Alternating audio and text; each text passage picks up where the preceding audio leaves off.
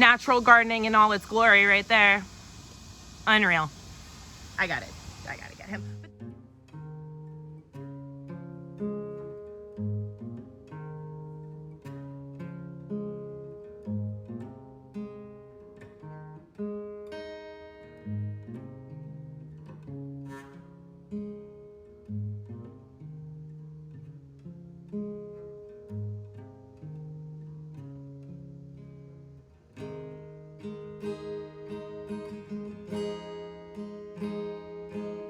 What's up, YouTube? Welcome back to Wild Roots Ranch. My name's Jackie, and today we're doing a garden tour.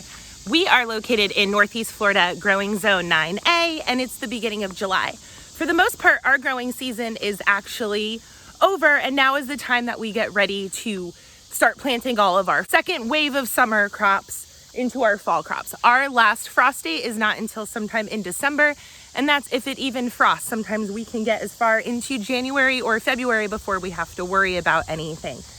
We garden using raised beds. We use old pallets, hay, and old horse manure that's been composting for a while, so it's all broken down. We've been doing this for a few years now, and it has worked out pretty well for us. Leaving the beds open like they are and not closing in the sides of the pallets allows for really good airflow.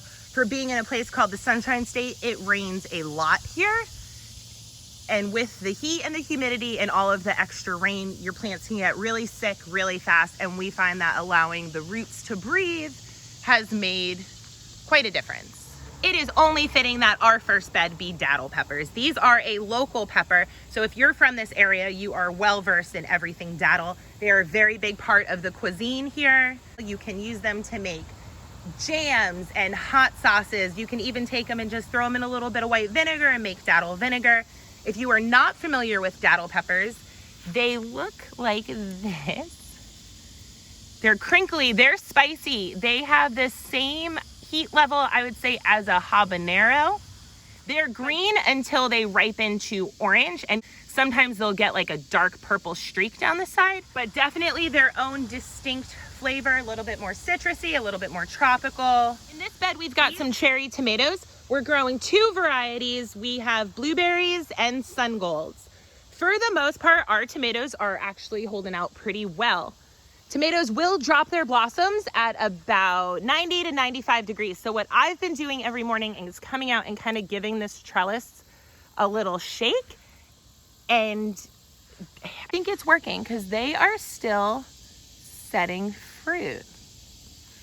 We definitely have some pest damage though. The caterpillars just get really, really out of control at this time. Over here we have more daddle peppers. Now the goats did get in and do some damage to the garden. So if you can tell, they topped over here. So these are just gonna take a little longer to get established, but they will. This was also a really pretty flower that the goat ate. So, you know, what are you gonna do? Over in this bed, we have some lemongrass. This is a black creme tomato that is just a little out of control and setting no, oh, it has one blossom, I guess. We have a squash. And honestly, I can't really grow squash. Some nasturtiums, which are delicious. And they produce these really pretty flowers and they trail. Now we use these cattle panels as arched trellises. We connect them from bed to bed. We have 4 throughout this little garden space here. And we have put noodle beans on these. So they grow, they'll fill out the whole trellis. We have been picking a lot of them. So the trellis actually looks a little bare at the moment. They're great sauteed or pickled. You can see they're long. We have purple here. Here's some green ones. Actually, these are ready to harvest. Basket.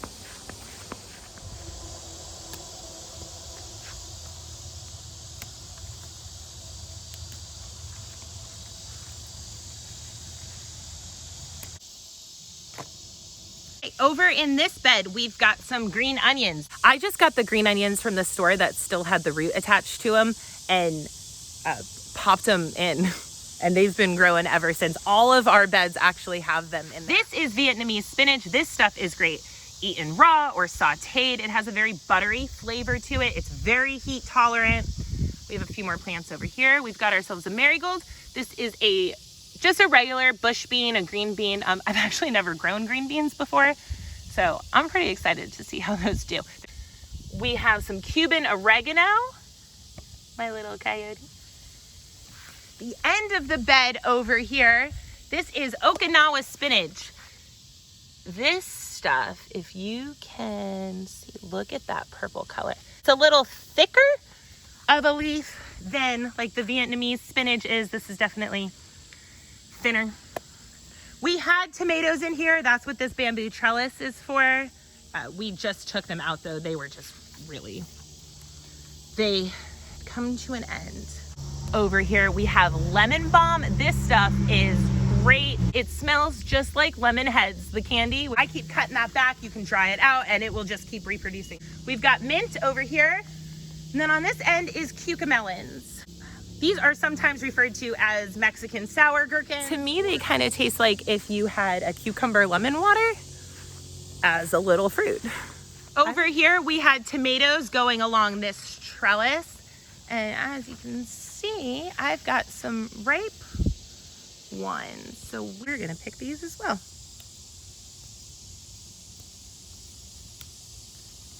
Can I do it?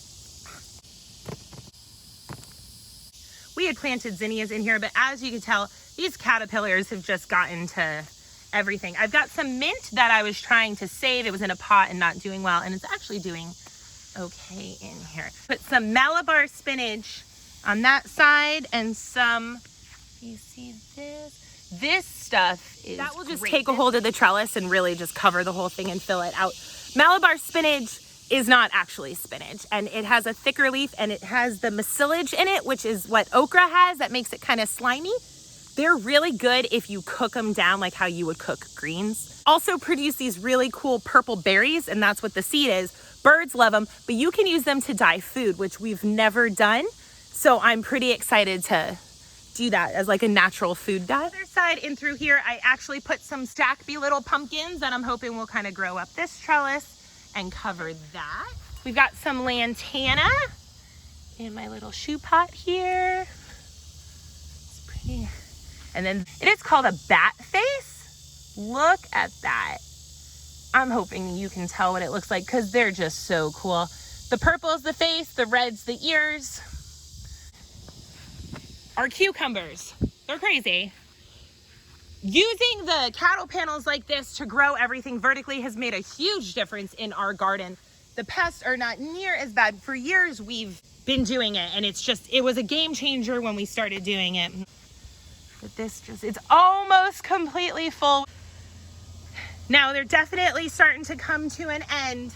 So you can tell this was the first cucumber plant we got in here, and this is pretty much done. But then you see this, and it's still setting new fruit. So I can't pull it out yet, but we've got them.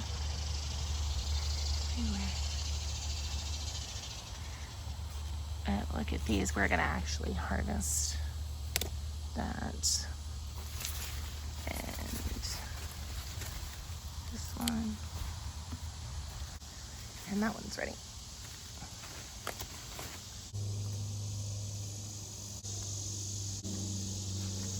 We had tomatoes here. They were not doing well, and the cucumbers just taking over. So I pulled those tomatoes out, gave them room. I do have, this is a banana pepper. I don't know what's happening. It's like shoved back in there. We've got our little guy. Here is another tomato that is just hanging, literally just hanging on there. This is an eggplant. We have an Ichiban eggplant, I believe. It's a Japanese eggplant. These are ready. Okay, on the other side here, we've got some oregano down here, some basil. This basil is doing great. I should probably harvest some of that. So I've been taking it and cutting it up and putting it with butter and then putting it in the ice cube trays in the freezer. And that has worked out so well for us, at least. You could do it and like make pestos and some more green onions. We've got some lemon thyme over here. She's doing well. I have sage in here. And then this was arugula. If you see these little flowers here, these are arugula blossoms. I'm gonna let those go to seed so I can plant some arugula. And then this, I need to get that. Can you see this right here? So this was dill and it has actually gone to seed as well. So I'm going to just take this whole little thing here and put it in here so I can save the seeds. Or put them in pickles. I almost forgot back here. This is a Seminole pumpkin squash. These are native to Florida. They are said to have been discovered in like the 1500s. This is one plant that is out of control. It does not have any blossoms on it yet, but it's still relatively new. We have been growing these for a few years now. We use the seeds that we saved from them that we actually got from local farmers that have been saving the seeds for quite a while. We actually have one that volunteered over by the barn. So I'll take you over there to see what it looks like. Cause I did notice the other day one was starting to get like almost fully ripe. So we have another cattle panel that we went ahead and used as a trellis for tomatoes. We did something a little different this year. We moved our garden. It used to be in the back of the property. We moved our garden and planted it under all of these trees because the sun is so strong. We felt like we would be able to get a longer harvest through the summer if we did that. And it is actually paying off. Yeah, those two are ready. That one's not quite ready. And look at this. There. Look at this. But our sunflowers are just so pretty. So we did a bunch of sunflowers. I actually got some okra. It looks like we need to get that. We have two or three okra plants in through here, and also some banana peppers, which we have been harvesting. This is another bed that the goats got to. So if you can tell, they have topped all of our peppers, but that's okay.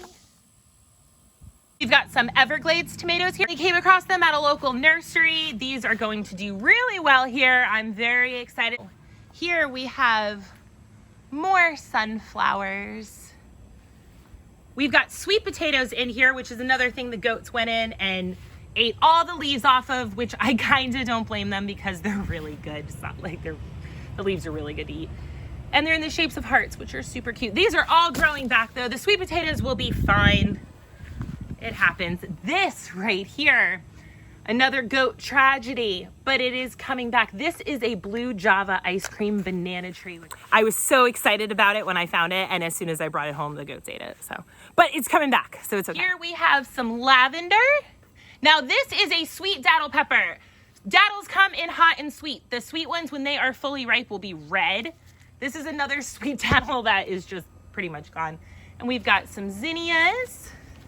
Then on the other side, another sweet daddle, more lavender. In through this bed, we have sweet potatoes, and we also have roselle, which if you've ever had like red zinger tea, that's what this is made from. These sweet potatoes I'm really excited about because I started the potato slips from a purple sweet potato that I got from the store. Through here, this is a sunberry. Sometimes it is known as a wonderberry. I've also heard it called a garden huckleberry or something. In the nightshade family, so it's related to tomatoes. It is related to potatoes. Here we have, this is actually turmeric, which I did not know that turmeric grew to be so pretty. We have holy basil. We've got some chives, more oregano. This little thing that's trying to grow and root right here is called Florida spinach. Again, another kind of spinach. It's actually not spinach. I believe it is in the succulent family. That kind of stuff just grows really well here. This is a passion fruit. We've got a papaya tree, which I've recently learned we need to get another one because it will not work. This is called manihot. I'm very excited. We got to get it in the ground, but it's going to grow up like a big tree. But look at that variegation, all that little pink in there. And then we've got a false roselle. I have two of those. These are all of our blueberries. This is a new area that we're kind of getting established. We've got a blackberry. Same over here, some blueberries and a blackberry. Here we have a cranberry hibiscus.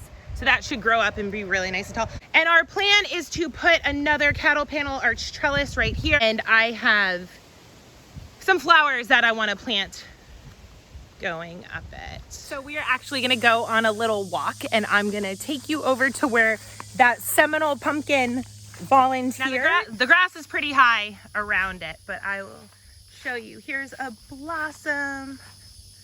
Blossom. Here's a baby little fruit. This is all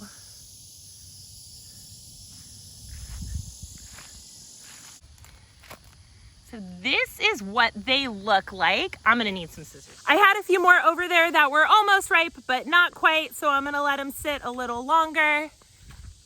But this is it. These are awesome. Well, actually, you know how we really enjoy them? You can stuff them. They're so good, so good. But thank you guys so much for hanging out and checking out our garden, and we'll see you in the next one.